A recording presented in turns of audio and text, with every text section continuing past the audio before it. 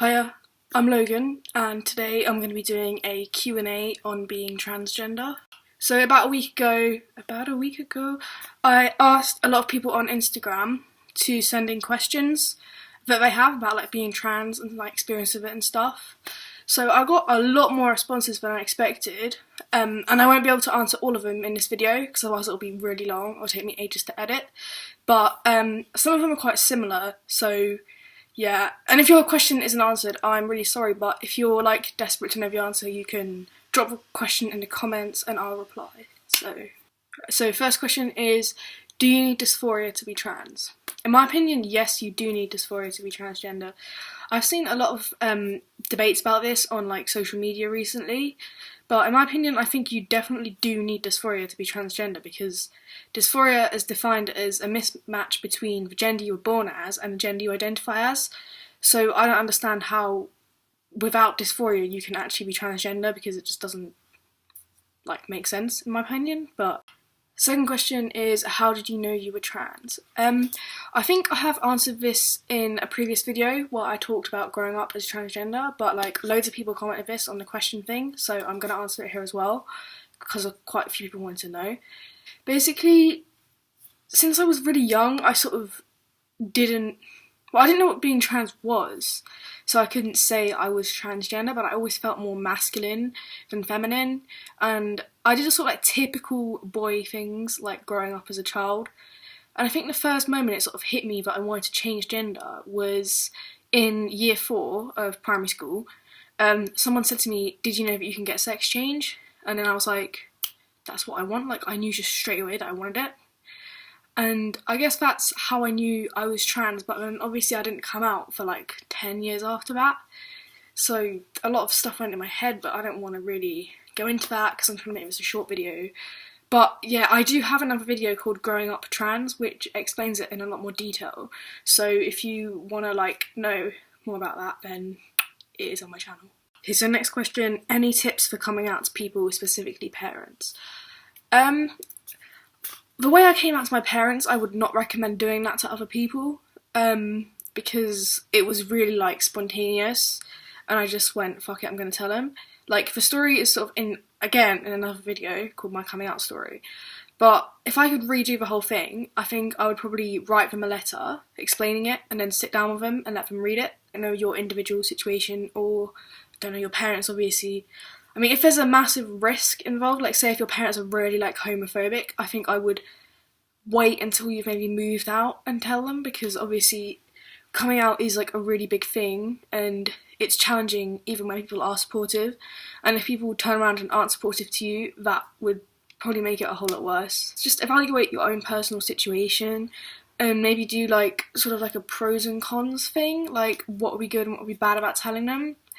I mean, obviously, I'm encouraging you to come out. I mean, it's definitely something that you should do, but only if you feel safe doing it, if you get me. I would recommend maybe writing a letter and explaining it to them, or either that or sitting with them like quietly where you've got quite a lot of time to discuss things and tell them then, so that you can sort of answer any questions that they have, because they will definitely have questions, because to you, you've been trans for like years and you've been thinking about it for so long, but to them it's a really new concept, so I guess you've got to sort of let them ask questions and sort of be patient and give them time to process it. Fourth question is, what is the best and worst things about being trans? The best things for me so far have been probably either the freedom I felt when I came out, because I was finally being able to express myself as the proper me and being recognised as my true person, not like having to hide it all the time. And it just felt like a massive weight was like lifted off my shoulders. I could finally be like me. And the other best thing is hitting milestones with your transition, probably.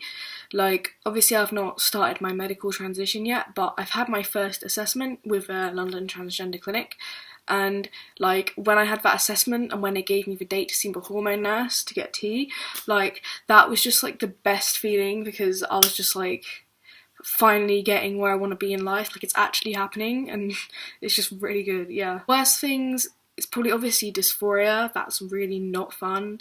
It's just like you you just want to be someone else. Like, you don't feel like the real you because you're just held back by the way you physically appear, and that's pretty horrible.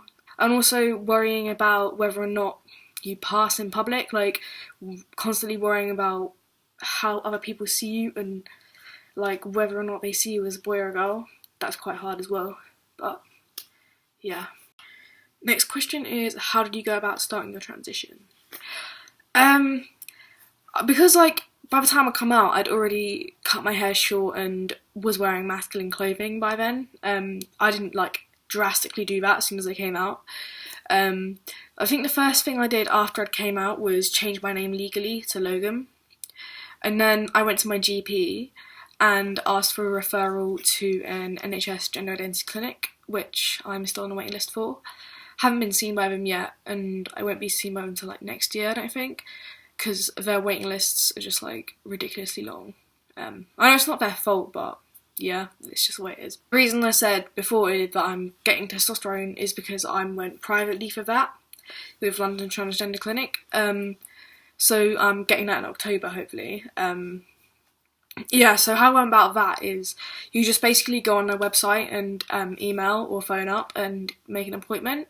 I think the waiting time is like 3 months to see the psychologist, and then another 3 months to see the hormone nurse. So obviously it's a massive like cut down from the NHS waiting times. So yeah, this is probably the last question I'm going to do, and it's, do you want all the surgeries, top and bottom? Yes, I personally want to get top surgery and lower surgery, stage 1 and 2. But I know there's a lot of trans people that don't want all the surgeries, or want some of the surgeries, or want none of the surgeries, or want hormones and surgery, or want surgery and no hormones. Like, however you want to do it doesn't make you any less valid as a trans person. Like, you can completely change everything in like terms of the medical stuff, or you can change nothing and you're still valid for being trans. A lot of people think that being transgender is completely centered around like medically transitioning, but it's actually a lot more than that. And if you choose not to medically transition, that doesn't mean that you're not valid. So that's all the questions I'm going to answer today.